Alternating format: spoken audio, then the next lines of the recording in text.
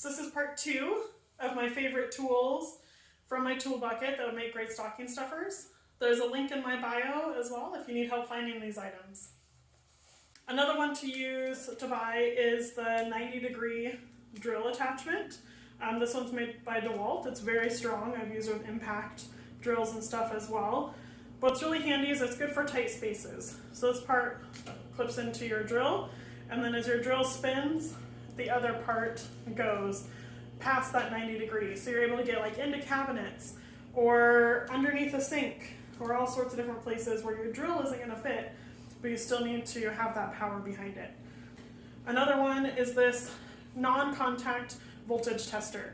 So this is the pen style. Again, it fits really well into like my apron or whatever I need to work on, my bucket pouches. You turn it on, and when you touch it onto something that is live, it'll be red and it'll beep. This is really good for troubleshooting on your outlets, your light switches, if you're installing new lights. It's good for testing to make sure the breaker is actually fully off before you're touching things. A super handy, inexpensive tool that is really a good safety tool as well. Now, my favorite tape measure, this one I use all the time. I really need to get a couple of them, to be honest. So I have some in my car, and I have one in my bucket, one that stays in my apron, all over the place, because this is my favorite, and I usually choose this one out of all of my tape measures. It's a bright neon yellow, so it's harder to lose. Doesn't mean you don't lose it, but harder. And it is self-locking. So wherever I pull it to, it's going to stay there, which is great. If I need to measure something really far away, I don't have to worry about trying to hold it and push that other button. But when I do want to retract it, it's very smooth, and it's just a little thumb push. It also does have the measurement on it, so that you're able to butt this right up against something and get an accurate measurement. And it's got the measurements on both sides.